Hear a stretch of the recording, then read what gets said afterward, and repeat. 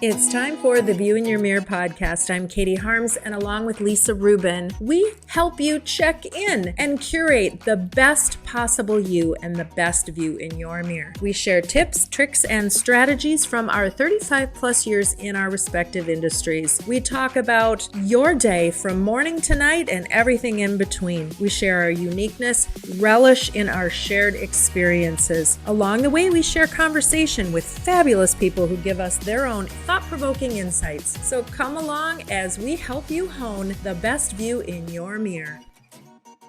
Lisa Rubin. Katie Harms. Greetings to you. Greetings, greetings. I know you're very excited about this podcast we're doing today. This is your bucket list. Greetings and salutations to you. I just feel such a connection to this woman. She's probably gonna listen to this if she ever listens to the beginning of the show, but we have Ella Engström joining us, and there is a new show out called The Gentle Art of Swedish Death Cleaning, which, I mean, it certainly stops you in your tracks when you hear the title of the show, whether you get any further than that or not, but it's been in my mind. It's like the culmination of thoughts and ideas and things that I've seen swirling around. So I'm going to go off on a little bit of a tangent. We'll have Ella coming up after my rant. I'm listening, Katie. I'm listening. After your rant. You know, you and I have had a lot of really great guests, but one that has really stood out to me was Pat Miles, who lost her husband to cancer after a 3-month battle. And she wrote a book, which is an incredible book, really about preparing and how they were not prepared and how you should prepare. And having in my own family, getting comfortable with death and cleaning out and what happens to things, it has long been on my mind that I truly don't want to leave my family with a bunch of stuff. And that's what we're going to be talking about. So then what is it that we want to leave our family with? What do you want to leave your family with?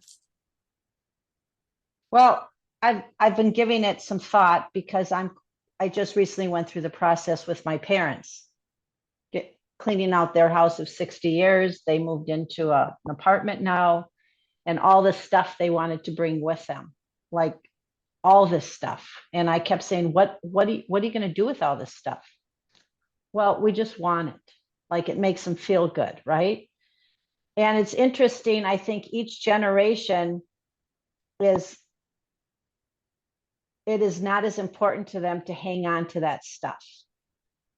And it was very interesting because the last thing my mom took out of the house that she forgot about was 2 big boxes of photos that were just in a box. I haven't even looked in the box, but I think they're actual photos of her mother and her mother's parents, like the old black and whites. And she's like, I can't throw this in the dumpster, which I can appreciate. But then, someone said, well, have her do a digital, and put it all digital. Well, that is way beyond them. They want to actually hold the picture, see the picture, look at the picture. They don't want to look at on a computer. But there's that whole aspect of it. All these photos, like, I've seen generations of people. I know that there's many companies that do the digital platforms, but it is a new concept for the older generation. Mm-hmm. I think our children will have no problem with that. They're already there. They're putting together the Shutterfly books. My one daughter, every year at the end of the year, she has made a commitment, and she's done it. Her oldest daughter is 7. So she's done this for at least 7 years. Every year at the end of the year, she looks through the pictures that she has taken digitally and compiles them and puts them into a Shutterfly book. That's what my daughter does. And that sits beautifully. It takes up very little room. I think of the photo albums that we have that I still have. that I'm now going through those photo albums and I'm digitally putting them through PhotoMine. And I will put together some books because that's one of the things. There's one of the gifts that I want to give my family is I don't want you to have to worry about these thousands and thousands and thousands of pictures that I still have the negatives for, that there's duplicates of them behind, that, we used to do pictures in a whole different way, obviously. But I also think our kids watched us through the collection phase of our life, if that makes sense, that it was more common, or they watched the stuff that we got from our parents. And I think they have decided, no, I don't want to be burdened by all that stuff. Yeah. I mean, it's interesting. Like my parents, my dad especially wanted me to have certain memories that he had, right? And I said, this is what I want. My parents were, their hobby was their yard. Their yard was beautifully landscaped. And my dad used to get these metal sculptures and paint them. So for me, that's a memory. So I went in their yard and I took some of the metal sculptures and now put them in my yard. Oh, And that's all. And that's all I wanted. I mean, obviously I'll take some pictures. I haven't looked in those boxes, but that was the important piece for me, because then I could look outside and I could see it. Mm-hmm. So I think about it that way. Like, what would my kids want that would remind them of me? Mm-hmm. I suppose clothes, but I don't know. Like, I've never asked them that question. I mean, there's the jewelry piece, obviously, if you have good jewelry and you have a daughter, granddaughter, you want to pass that down.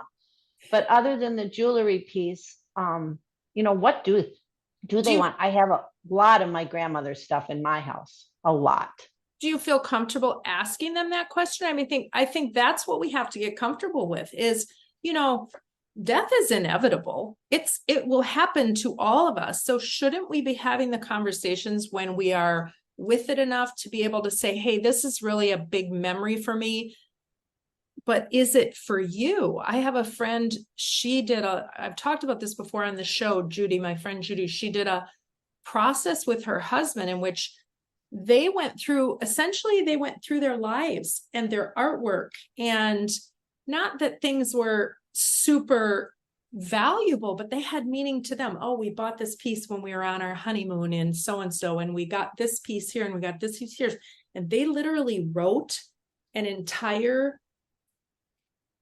book of all of these things with the story behind them.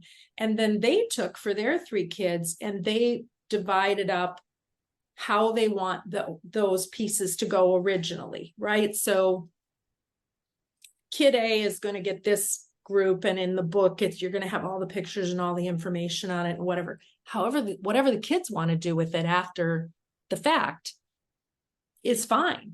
But that's, in their mind, this is where they wanted it to go, with the understanding that kids, you do what you want. But what was so meaningful is that, yes, it involved the kids because that was the outcome for the kids. But she said it was like reliving their marriage. They're, at close to 40 years of marriage that went by in the blink of an eye. But you're sitting and having, as you're writing these things, here's where we got this piece, and here's what, and I just think back to some of the things and where we got them, and it does make a great story, because that's not going to mean anything to the kid. Just, it's a nice picture hung in, the living room, but I don't know the story behind it. So what a great gift that is to give, and to have everything figured out so that you can mourn properly, you can do all of those things.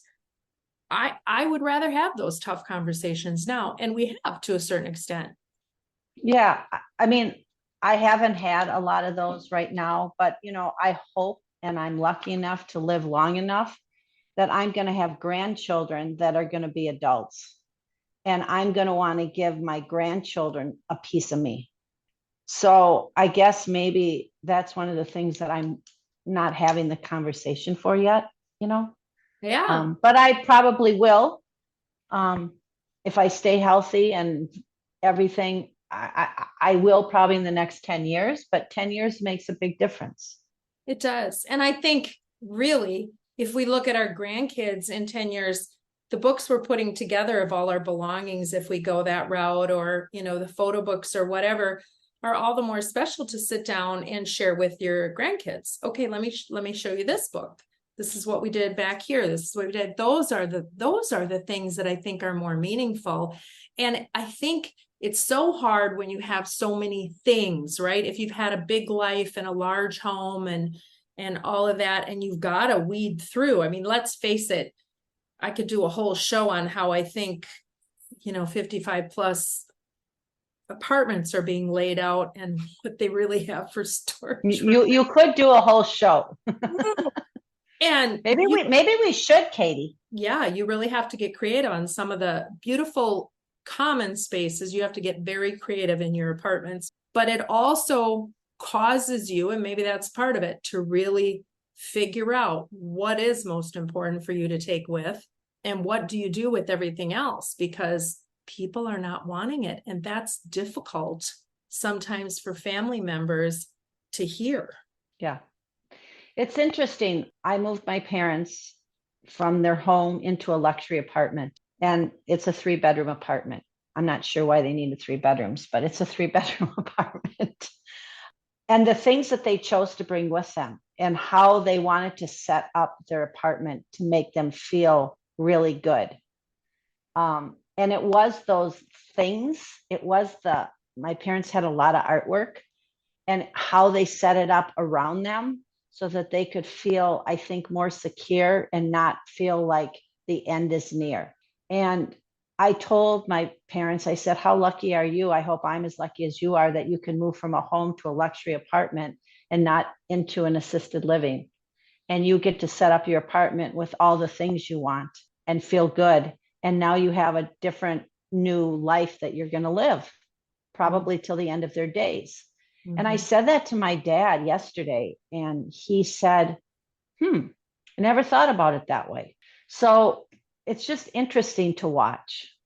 Frustrating at times, but interesting. It is. For those of us, especially who are in our age bracket, who are experiencing this with our parents, I mean, you are still in the sandwich years. You've gone through it with your parents. Your kids are adult. They're living on their own. It is inevitable that we will have stuff to get rid of, and we will be going through at whatever level things.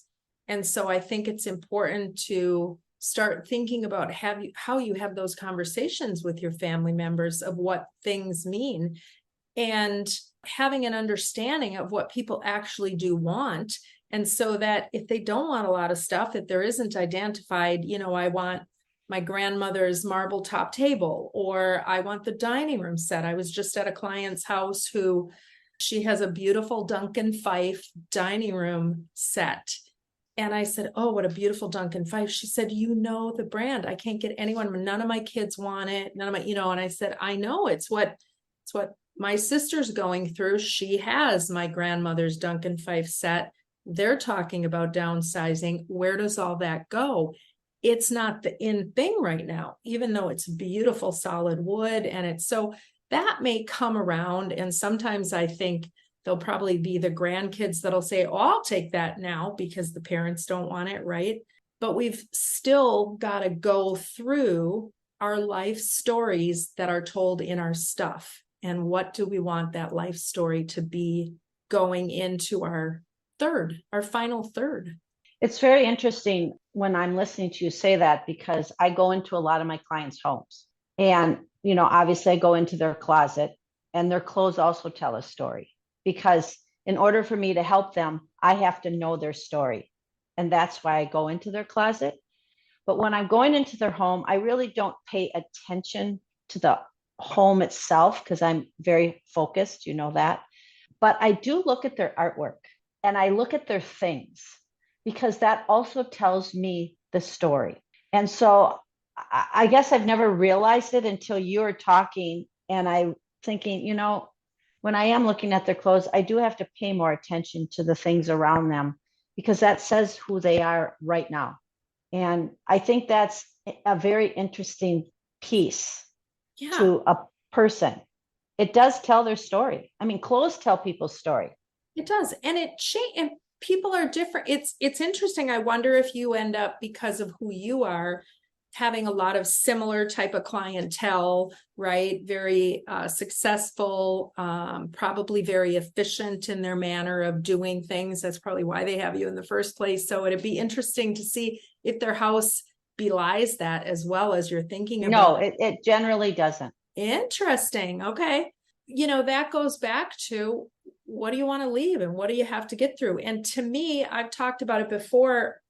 Life is a series of adjustments, and they start from the time you're born. For me, they started with, I had a birth mother who carried me and placed me for adoption. And then I adjusted to being in foster care. And then I adjusted to being, you don't even know how these adjustments affect you a lot in life, right?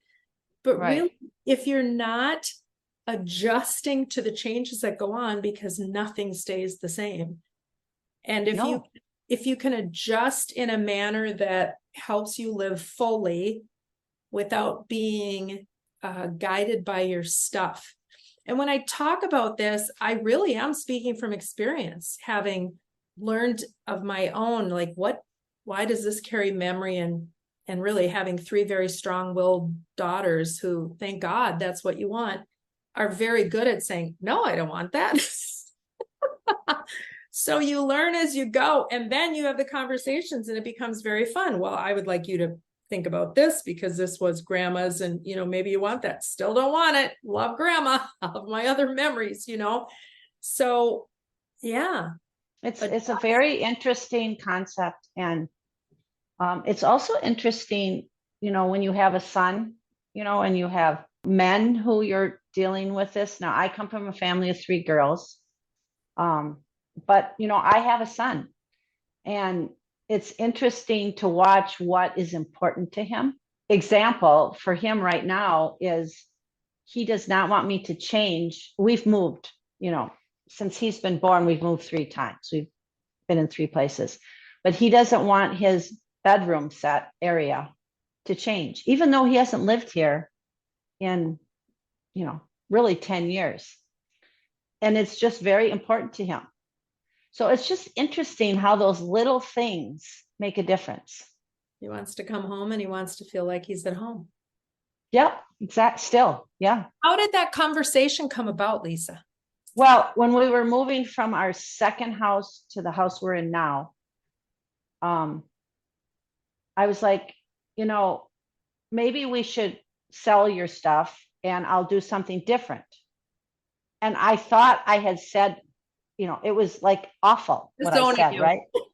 He goes, Mom, not only do I want it, it has to be set up the exact same way. Oh my goodness. And I'm like, okay. So I had to figure out in this new space how to set it up the way he liked it. And I did. Of course I did.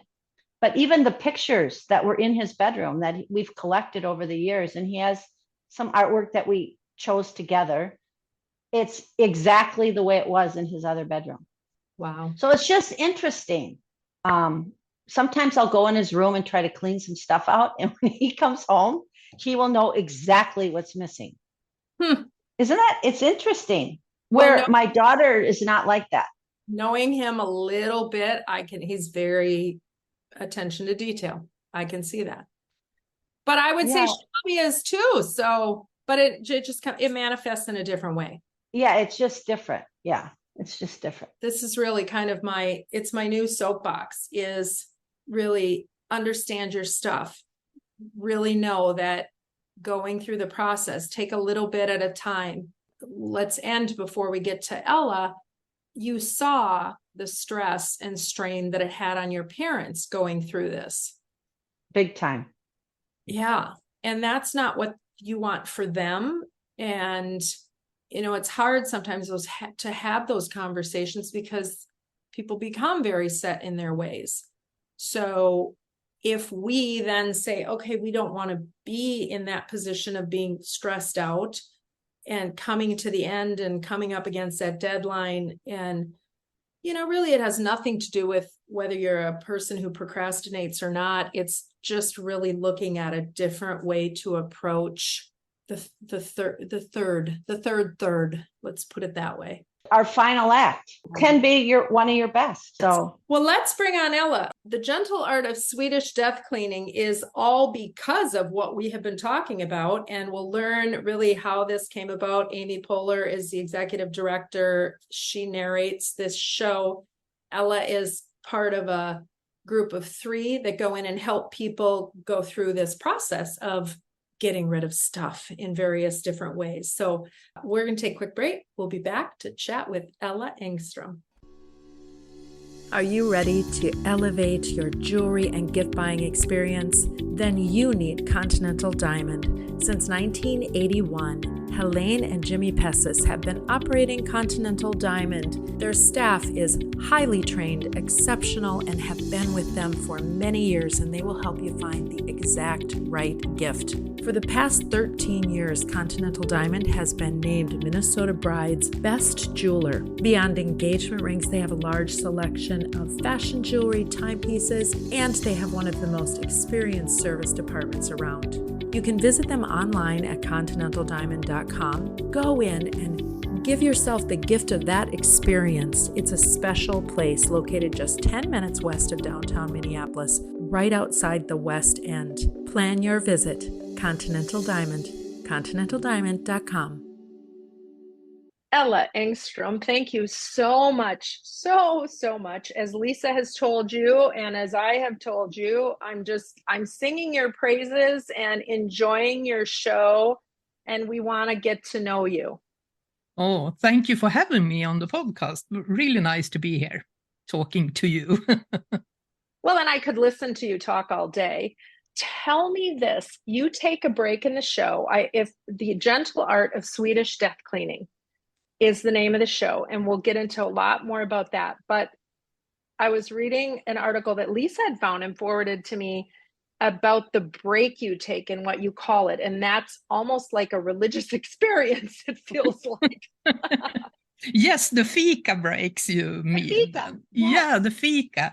Yeah, fika is a really special thing that we have here in Sweden, actually. And you have it 2 times a day. So about 10 o'clock, you have a fika break, and also in the afternoon at 3 o'clock, you also have a fika break. And it's a time to get together, just have some free time, talk to each other, have a laugh. So you mix that with work and also talking about other things. It's a really nice ritual, you can say, that we have here. So in the show, we also have those fika moments where we can sit together, talk about the ones we are helping, and also just, let things out, laugh, and talk to each other how we should do it. Does it involve a food or a coffee or a tea? Yes, tea or coffee. The most common is coffee, of course, but you can have tea as well. And you don't need to have cookies or other things. You can also have a fruit or something, but you have something, a snack to eat during fika time. And in Sweden, of course, we have some special cakes and things that are just here that are common. We have this kanelbulle is something. It's a cinnamon bun that are with some special sugar on it as well. That are very common. Good. Yeah, sounds it's really nice, actually. Yes. Sounds very good. Yes. Okay, so take us back. You're an organizer. So if you were to tell somebody what you do, give us a little snippet of exactly what you do. Yes, I work as an interior designer and a professional organizer back here in Sweden. I have my own company that I have about 4 years now since I started it. And before that, I have worked in retail industry about over almost 30 years now, actually. And I have worked as a concept developer and a visual merchandiser. and done concepts for the big retailers here in Sweden. So I have worked also as a space planner manager. You know, when you are planning the space in the store, what the assortment or should have what space and so on. So you do the layouts, both the macro space, as you call it, when you do the layout, and also the micro space when you decide what the assortment deserves, what space, and how should it be displayed in the store, and how many faces every product deserves in the store. So that is my background before I started my own company. And I started it because I saw also a lot of similarities when you're planning a concept for the store, and how you look at the logistics in the store and how you display everything, just so you can make sure how you want the customer to take the walk in the store. And you can do the same in your home as well, to put up those supporting structures so things can happen more easily in your home as well. Yeah. Yes. The efficiencies of your Yes. spaces to give you Yes. back more time. Yes, and many times I think, I can see my clients that I help also, it's so easy. You have so much in your everyday life, so everything just goes on and on and on. And many don't take their time to reflect and just look at what is the problem that is behind the things. For example, you have a hallway, and you had a lot of shoes on the floor, and you are nagging on the children, can't you put your shoes away? But you haven't set up a structure or a capacity to take care of the shoes that you actually have. So it's like, for sure, you are going to have the shoes on the floor if you don't look at the capacity that you need, and also let the space you have be the limit of how many products you have in that space. So, say that again. That's really important.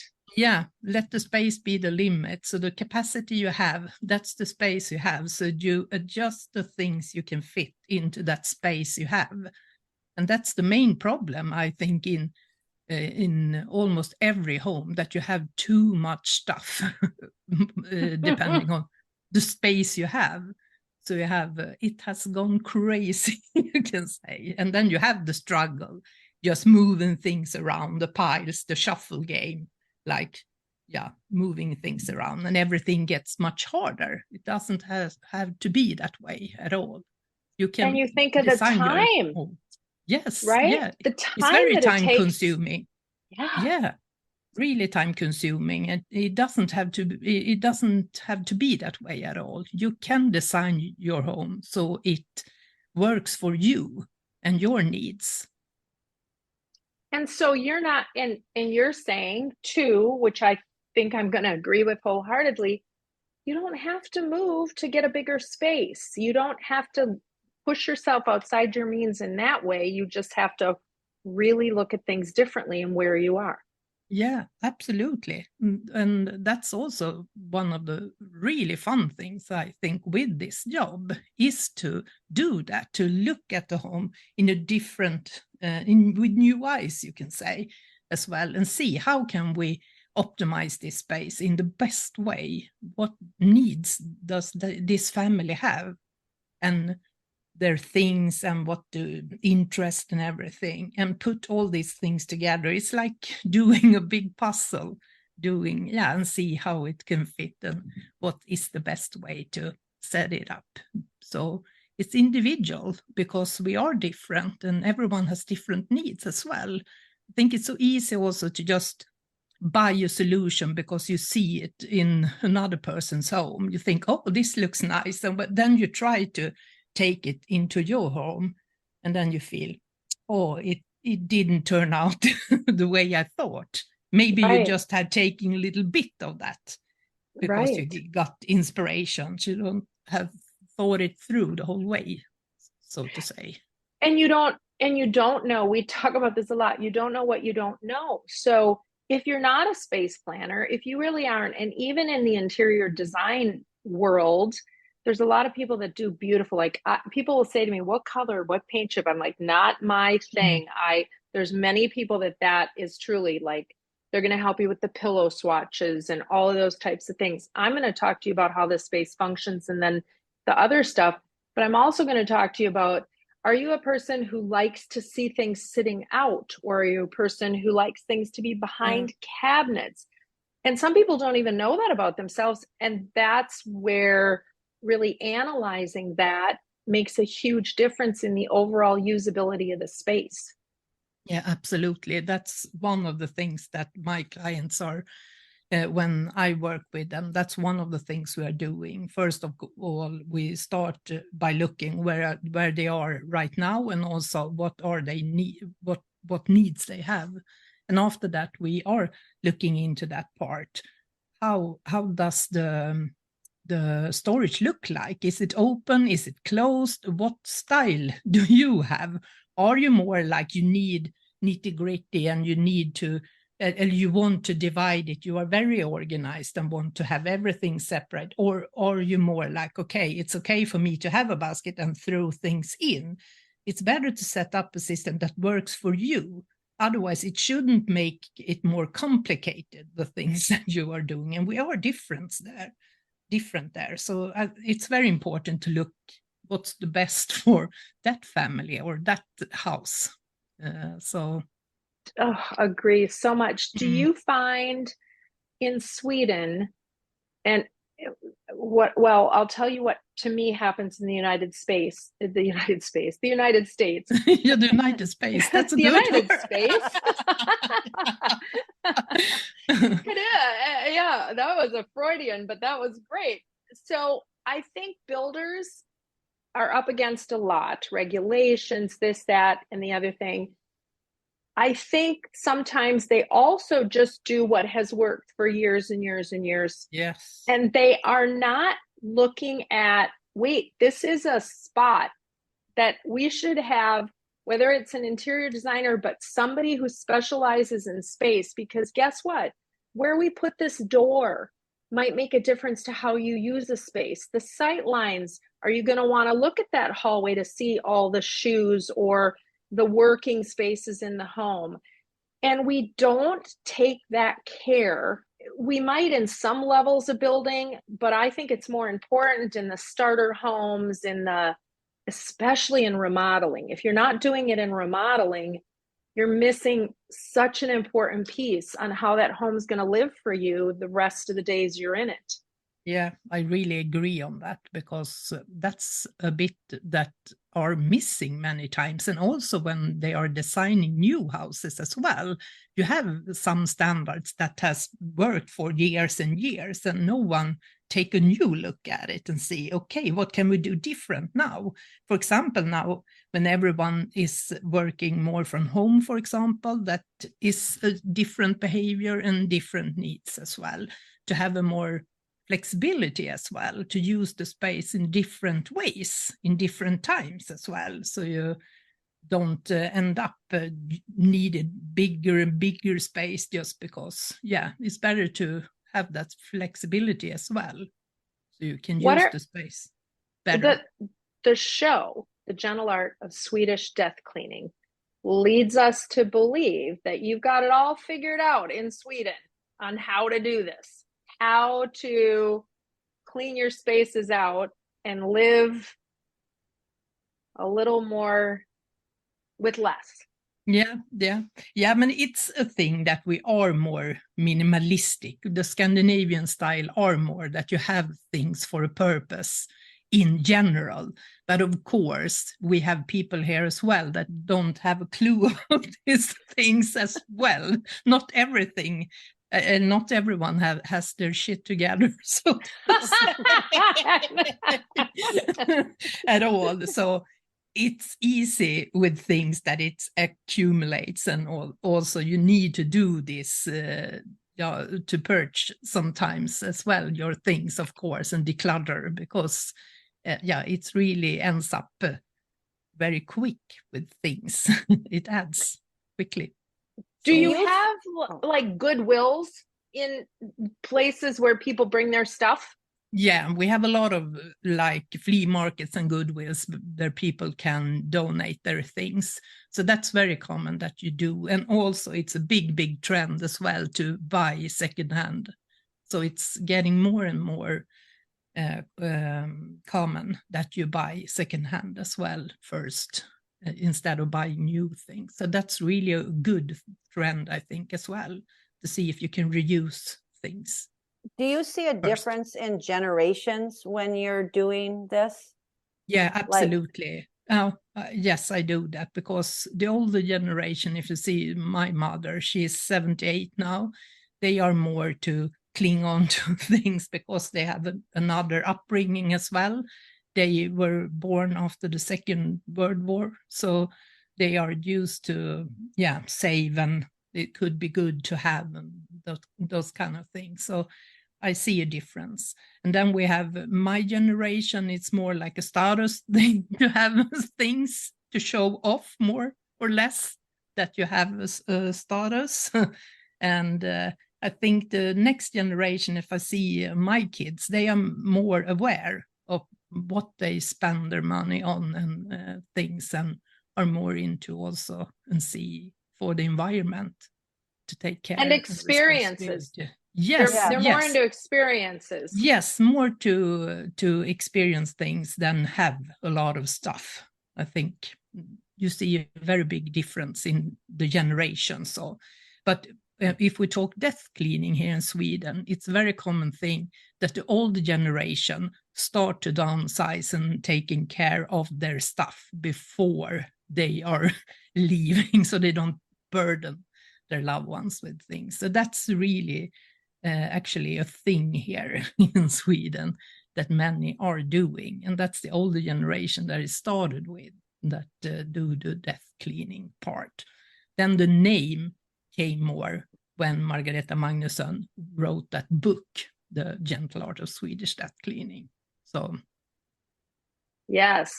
Okay, so I want to hear more. I want to hear how a Swedish interior designer ended up on a show being produced by Amy Poehler. And then we'll talk about a little bit more about that and really what you see the future and projects you're working on. We're going to take a quick break. Stay tuned. We are with Bridget Edwards from Shear Brothers Custom Closets. Bridget, let's talk garages. What are you seeing in garage storage and organization? Garage storage is always nice. It's especially nice if you don't have a mudroom to store all those things like your kids' sporting equipment and boots and all those kinds of things that end up in the home. So we can outfit your garage with all kinds of different storage units and cabinets to keep your garage looking tidy and neat. We also do slat wall. We do workbenches. We do mega shelving, which really holds tons of weight and provides great storage for all those garage type things. And the mega shelving designed by Shear Brothers, by manufacturing, and the depth options and length options are so incredible that you don't have a lot of dividers. So it's really easy to use. It's exactly that. It can pretty much hold anything or any weight. And I really do also like the idea of not having anxiety every time I drive into my garage and have to look at the mess. So this helps with that. What's the best way for people to initiate working with Shear Brothers? Call, or you can go onto our website, and from there a designer will be in touch with you and we'll get the process started. The website is shearbrosclosets.com. Phone number is 763-531-7400. I would have to say that Shear Brothers Custom Closets helps you get your zen on. Great way to put it. I love that. We're back. Ella, The Gentle Art of Swedish Death Cleaning, the show. It's on Netflix now. I think Peacock. I found Peacock. Peacock. I'm sorry. It's on Peacock. I have to tell you, when I first saw it, I just felt like, wow, somebody finally got it. So you're living in Sweden, and tell us how they discovered you and put the show together. Yeah, they actually reached out to me. So I was headhunted to the show. They wanted to have a person with, my background as well. And of course, they reached out to more people. So it was a casting process. So I had interviews due to Zoom meetings with the producers. And then we were to LA also to film, doing a test filming and having a cam test to see who fits together as host for the show. And then I met Katarina and Johan do the casting, and we really hit it off. In the moment we met, we really felt that we really hope that we can do this together. So we actually started a WhatsApp group directly when we were there. The three of you. The three of you. That's so cool. And you met in LA. Yeah, we met in LA for the first time. So we didn't know each other before at all, but we felt the chemistry between us.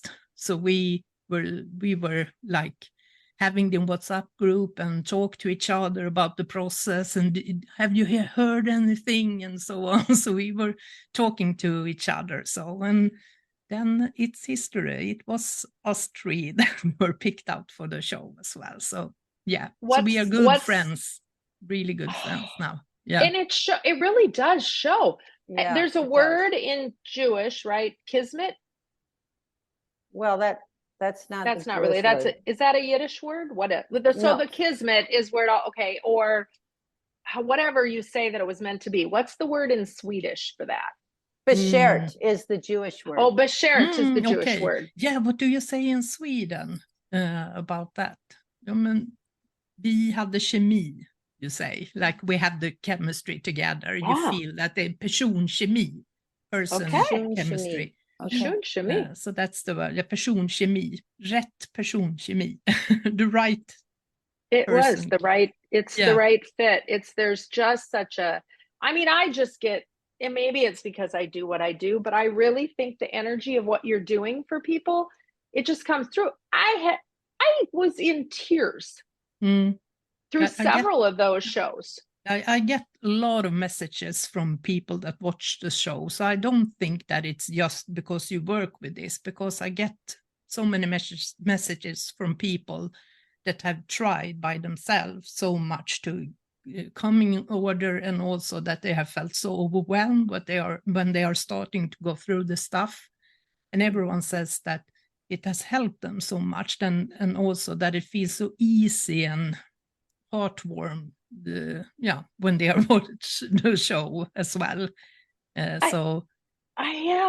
totally. And I think one of the things that I appreciate so much is, and it's probably why I'm never going to be a social media sensation in the way that, hey, I'm selling you a bunch of plastic bins that you need to use to advertise this or that or the other thing. I appreciate that so much about the show, in that you're taking things they have, you're doing very little, you're not stripping, you are in some cases stripping things down so that they can be used, but it's done in such a meaningful, thought-provoking way without, it is functional. It's going to be a functional space for years to come. I think that's what comes through to me as well. Yeah, I think that also is one of the basic when you're doing interior or designing a home and setting up the supporting structure, is that it should be functional. And then you can add the other layer that it looks nice and have the aesthetic on it as well. And also to design a home that fits for that person.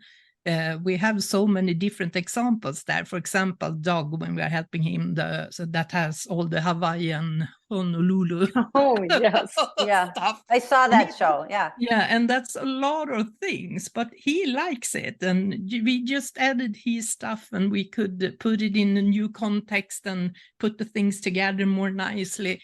And it works, and it feels like it's his home and it's personal. And I think that's also one of the keys in this show, to just design the home for that persons that live there as well, because I think we have so much trends and everything, and it's so easy to jump on those things. And and for Doug, I mean, yes, and you curated for Doug beautifully, and you brought Doug, his girlfriend, actually into his space, because that had not happened either. No. So now you're talking about those relationships that happen You know, she didn't want to live in a house that had a dining room with a tiki bar, you know. No, exactly. I don't know why. No, but that's the interesting part, that the stuff we have around us also affect us so much, and it's easy to not see how much it really affects us. All the things that we are holding on to also. We change during our lifetime, and so does our needs also. So it's so important to do the edit sometimes and look through your stuff. What deserves me here and now? Do I really need these things? And if I don't do that, it's better that someone else can use them instead, that it's collecting dust in your home. So At I what have age to- at what age do you think people should start thinking about that? You know, and then is it every 5 years? Is it every 10 years? Like, would you recommend? I think it can never be too early to start. And actually, here in Sweden, we have the 4 seasons in 1 year, as we have the årstider. Yeah, men Winter, autumn, spring, summer, fall. Yes, Yeah. and you have it also in many Minnesota, places. Yeah. Yes, so I think when you have the seasonal shifting, it's a good opportunity to go through your stuff when you're doing the seasonal shifts and see. So then it's not so massive anyway. You go through those things that are connected to the season and edit them before you put them away, or when you are taking taking. I mean, now Yeah, I lost the words. that's When okay. you're putting Yes. them away and taking them out. Yes, so easy you're it was taking it yeah. out. Yes, then you can go through the stuff as well. So Right. that's what I do at least 2 times a year. I go through the stuff in my home. I think it's an intention. I think it's truly setting an intention. You know, what happens a lot of times is, oh my God, you get the first snowfall, and where are those boots and those gloves and the hats and the mittens that I need? I got to take down this bin, and you pull it, and you know, and now it's like, why did I save all this? So it really is setting the intention that I'm going to spend an extra hour to do this. Schedule it. I mean, get it on a calendar 4 times a year. Yes, yeah, it's easy. Then it's not gonna be so overwhelming as well. You can take a little part of your stuff and go through that and just think, check on that. Then it's more fun when you are taking the stuff again, looking into it, and know that this is things that I really use and that I like as well. Now, I would have to be shirking my responsibility as a hard-hitting journalist if I didn't ask the question of what happened with all of the phallic symbols for the one For the first, for Susie's. Yes, she had a lot of them left still, you know. She loves them. So of course she has it. It's a personal home, so she has her penises in home, of course, still. You know, we talk a lot about boobs on this show because it's primarily and how bras fit and don't fit, and that's a whole nother thing. But this might be the first time we've actually talked about a penis. Yeah, and that's the first time I death cleaned penises as well. Maybe the last, who knows? Oh my gosh, I love it so much. I love it so much. Let's talk about you. What's your day look like? How do you organize yourself? Yeah, but the days look very different, but I have quite a structure on my day. So I have like block times that are filled with stuff as well. So I like to have like time blocking in my schedule as well. So I have time to both job and also for free time as well.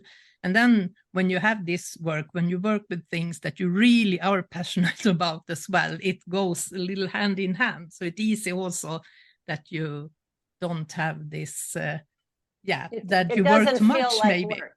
It doesn't feel like it work. doesn't feel like work. So it's really a blessing when you have that opportunity to work with the things you really love, of course. But it's easy also to work too much. So then it's very good to have this time blocking. So and fill that time and also block in the free time as well in the calendar. One question back to the show. When did you record all the episodes all at one time, or do you do so? Yeah. Okay, so you go from one person to the next person to the next person. We were living in Kansas City for 3 months, and we did one episode, you can say, in 1 week. So we were filming in one house 1 week. I see. So yeah. Okay. What's next? Yeah, we'll see. We are hoping for a season 2, of course. We don't have it yet. We are waiting and waiting. We really hope. But the show has been, people have loved it. So we really hope that they would go for a season 2 as well. Come to Minnesota. Yes. We'll help you find the people. Yeah, we'll see what happens. But really, and now actually next week it's gonna be premiere here in Sweden. So that's really nice, because here they haven't had the opportunity to see the show yet. So it's starting to air actually next Thursday. So it's a week from now. So how exciting is that? Are you going to be able to go to some premieres and some shows and yes. be in So person? it has been, now it's a little busy days with interviews and so on. So that's really nice, of course. It's going to be very interesting to see as well how the show is going to be, what they are thinking here in Sweden when they see us here. Well, and how it affects your business, and I mean, you're gonna be a celebrity, Ella, in your it's going to be different now, because now we are sitting here in Sweden, and many know how which we are in the US. So that's really like, we are not there. We are back here in Sweden. So we do interviews and so on, but and we get these articles from the interviews and so on. So you have a little like feeling about what happens over there. But of course, it's going to be different when it comes more near, when it comes here in Sweden, of course. So it's exciting times, of course. So exciting! It's a great show, and you're funny, and you make light of things, and you guys are off the cuff. I know we talked and you said there is no script. So I think it's a great show. I really enjoyed watching it. Yeah, thank you. Very real. I hope there is season 2. Yeah, I really hope that also, because we really make a difference for these people that we are helping. And as I said before, I love all the message that people send to me as well, and say that they have been so helped by just watching the show. So that's incredible. I'm so grateful for that. Really. And the history that you're helping to save, the woman in Kansas City the artist, losing her wife and coming back to it through her art and honoring her wife, and the community that was one of the first of its kind in the Kansas City area, really focused on gay, lesbian, and just such a powerful, we all have such gifts, and to be able to showcase what they are and bring them out and give her back her life. That was really one of my favorite moments that really stays in my heart, when we were to the Glamour archive and did put their history into the archives there. That was a really cool experience, and such an important history as well to be preserved for everyone. So do you really cool. Stay in touch with any of the people that you helped on the show? Yeah, everyone. I have contact with them as well also. That's so nice. Yeah, so I got message from them, and I write to them as well. So we have contact. So that's really, so they send me pictures, and I've got from Dog, for example, he had draw a T-shirt that he said that what the fuck, dog? I need this t-shirt, he said. So he sent me, he's an art director. So he had put the design together and said that I need this t-shirt, Ella. What the fuck, dog? I love that so that should be t-shirts that you make up for the show. Yeah, it should be like merch. Like merchandise, yes. Yes. I love it. There's that's such a great idea, Lisa. So I'm curious, you went to live for 3 months in Kansas City. How did they do your wardrobe? Did you bring your things? We had a stylist, so they did do my wardrobe. So I had really good help from a wardrobe woman that her name is Heidi. She was fantastic. She was listening, of course, a lot of what I thought as well, and just upgraded my style, of course. So it was really, something. And that's one of the things that people also write so many messages to me about. Your clothes, Ella. We love it. Where have you bought this? And your glasses. I want them. And I have also gotten pictures from people that I have bought these glasses and I call them my Ella glasses. Oh. So and it's a picture with those bigger glasses. So I really love that. That I can be an inspiration. And I'm a plus size woman. So that's also so nice. And I get so many messages from bigger women that say that I'm an inspiration for them as well. You're a big role model. Yeah, so that I'm so glad that I can be that, of course. So thank you for saying that. And what you just said for bigger women, and I will say I'm a big woman. I'm a 6 foot tall woman. I am not a tiny frame. I've always been a large frame. And people will say, you're not big. Don't call yourself big. I'm like, but it is. And I'm embracing it. It is part of who I am. It's not, if you have a problem with me being big or that word, but I don't. I think that's an important distinction, because I think there are so many more people in our size bracket that I think that helps. Yeah, I mean, that was also one of the, I hadn't thought about it before the show, but it was really like, wow, when people were starting sending those messages. This is so cool. And I can gladly be that person that can inspire others to, Ella, to dare more when they are. A future thing to think about is maybe you can come up with a clothing line for plus women that you can help other plus women. So just keep that in the back of your mind, because it's a big need out there. I know. I do help plus women. I think it's inclusive it's very sizing. Hard. It's very hard. But once I'm able to dress a plus size woman like Heidi did for you, the confidence in how you feel, you probably did better work on set, because that's not a place that was something you were comfortable in to begin with. But because you felt really good in your clothes and your glasses, it probably helped you. Yeah, absolutely. I just think that there's a big need out there for plus size clothing that make women feel really good. So just keep that in the back of your mind. I have it already in my mind. Okay, good. Having plans. So good. What happens? I gotta believe you've probably been contacted. But I will say something. Interestingly enough, being a large woman doesn't bother me. Plus, the word plus or a plus size bothers me, because I think, to me, you are a size. Yeah. So I think, to me, it's all about the spectrum that companies are offering their clothes and what those are. Why do I have to have that I'm a plus size? I'm large, I'm not small. Those are descriptions. I agree, Katie. I think that, to me, bothers me more in the whole scheme of things.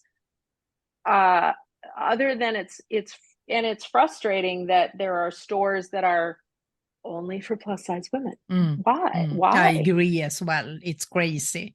Absolutely. So that's, or when I'm shopping for my clients, I know where they are now, so I don't use those terms, and they say, oh, you have to go to the 3rd floor to the plus size floor. And I absolutely hate that. Like, it's the same vendors and designers that go all the way up to, let's say 24, right? Or 20, whatever. Keep it in the same place. Yeah. Don't make it a separate place. People will buy you. more. We actually I'm a have big advocate for that. We actually have one store, a big retailer here in Sweden, that has started to just put all the clothes together, so it doesn't have like a separate department for the bigger clothes. The bigger sizes. It really infuriates me. It always has. And I have not worked in a retail store, so to speak. But I go into a lot of stores with clients, and it just bothers me. In fact, sometimes I'll just have my clients go in a dressing room, and I'll just go pull a bunch of stuff for them. Yeah. Because then when I put it in the dressing room, it makes a big difference. They didn't have to go to a different place to find it. It's like going in those, like, it's so much guilt and shame anyway if you are big. So it just adds on when you are like, okay, it's in that corner back there. Yeah, it's in the far corner, way over there. I think. Yes. Like really? Or even worse. Oh no, we carry those sizes. We just don't keep them out. Yes. So just tell us what you want, and we can bring it to you. Yeah. Wow. Yeah. Are you ashamed that you carry these sizes? Why can't they hang with the other sizes? I understand, again, you're wanting to, the presentation of space and all of that, but oof, that one hits hard. That one is like, I don't care to shop here if you're not going to show the sizes that would fit me. And I know not everything's going to fit me. It's going to fit, maybe the shoulders aren't sized right, or it doesn't fit me correctly through the middle. But I'm not expecting every single thing in the world for me to go and find that hanging on a rack for me to try on. But I don't want to be excluded in the walking in the store. You got them in the back. I got to go get them in the back or out of this box below. That just feels really demeaning. So, yeah. Yeah, I've done some consulting for some smaller stores and businesses, and that's one of the biggest things I say to them. Don't let me walk in your store and only see 024 hanging. Have the 14, 16, and 18s that you have those hanging on the rod. You're going to sell those faster than 024s. And one person in particular has taken my advice on it, and it is working for her. So, I mean, that's a whole nother topic, but good for you, Ella. And I hope maybe that little piece, I can't wait to see what's going to come. Let us know. Yeah. Let us know so I can sell it for you. Yeah, I will let you know. Absolutely. Oh. Yeah. Ella, what do you think your superpower is?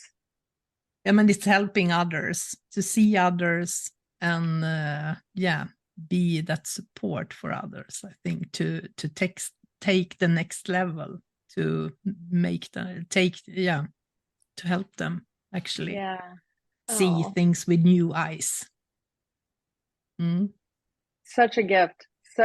And yes, we're going to switch gears as we come into our final minutes with you, which I can't believe is happening, because Katie's going to be so sad. I'm going to be really sad.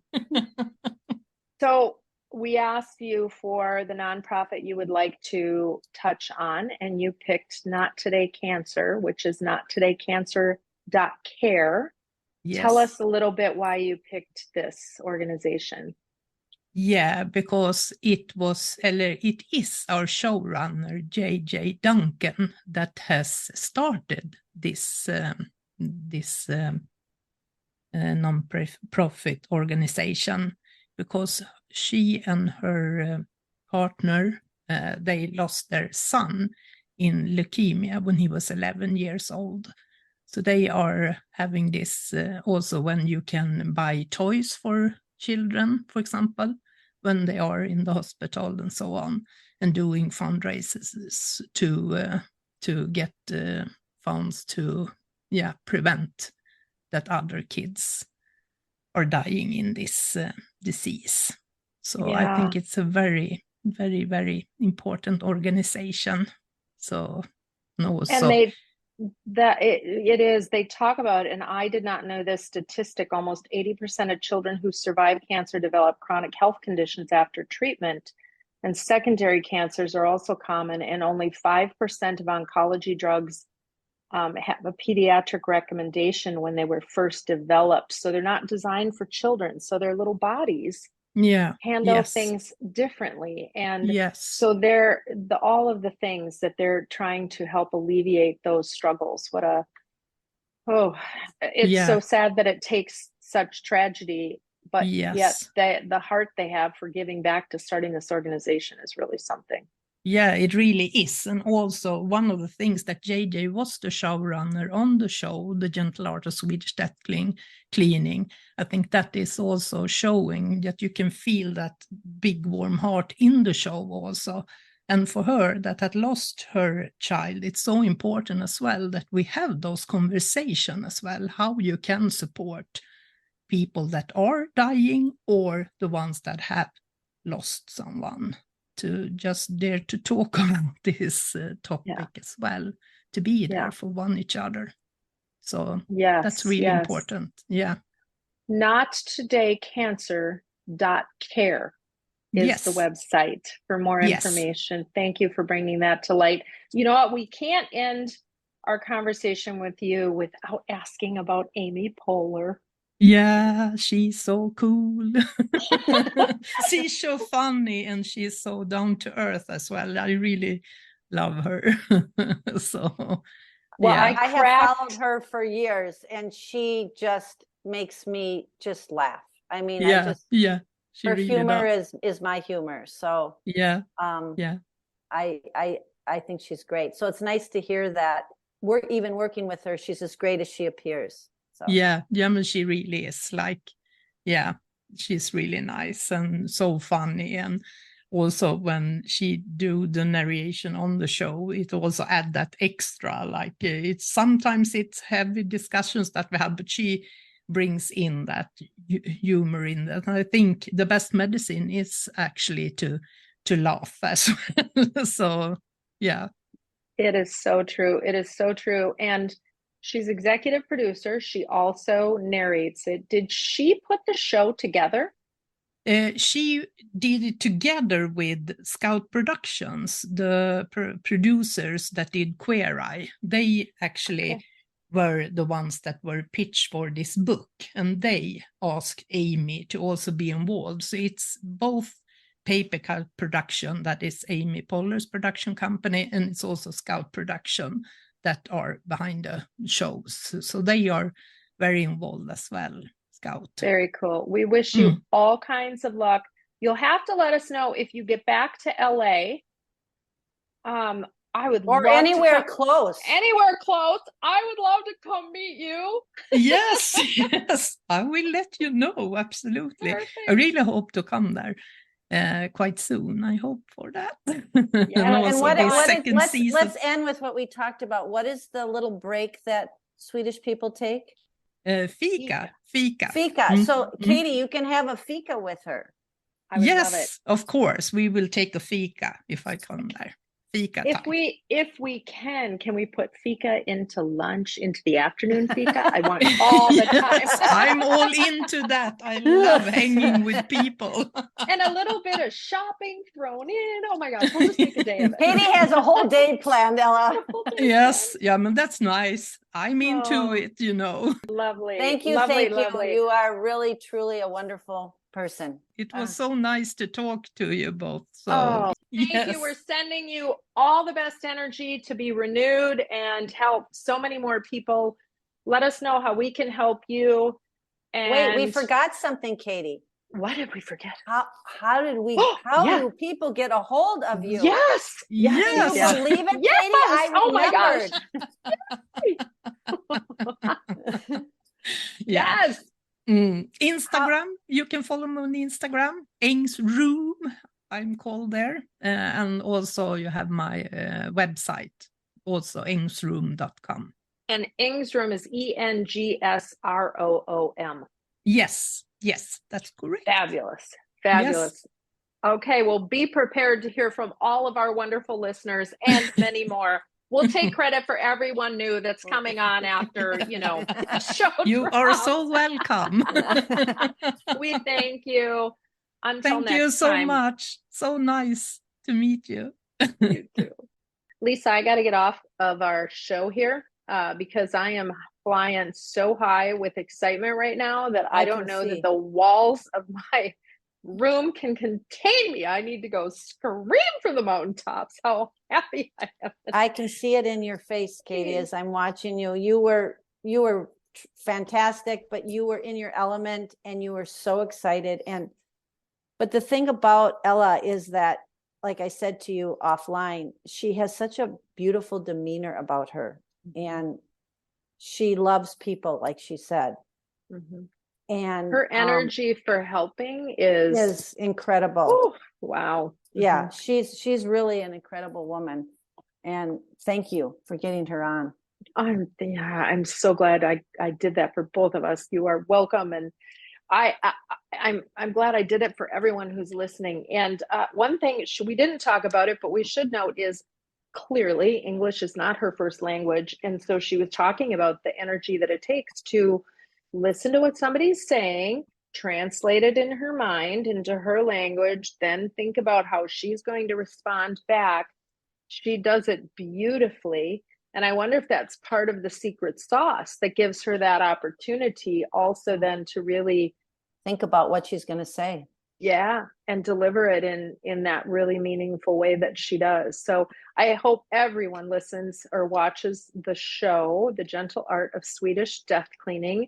Truly, it's heavy at times, but it's just, there's so many morsels, nuggets of wisdom, whatever you want to say, things that you can really use in your own life. Trust me on this. And for us, there are so many things that we hope we're giving you that you can use in your own life. And one of the most important is wherever you are, whatever kind of body you're in, whoever you are, look in your mirror and know that you are the best version of yourself. You are the one and only you. We love you. We thank you. Please know that you can find more information on us. Go to theviewinyourmirror.com. You can get way more information on Lisa, way more information on me. You can see the charities that we have touched on. You can see the guests that we have had. And after you do that, go back and look at yourself in the mirror and say, I am one fantastic person. Until next time.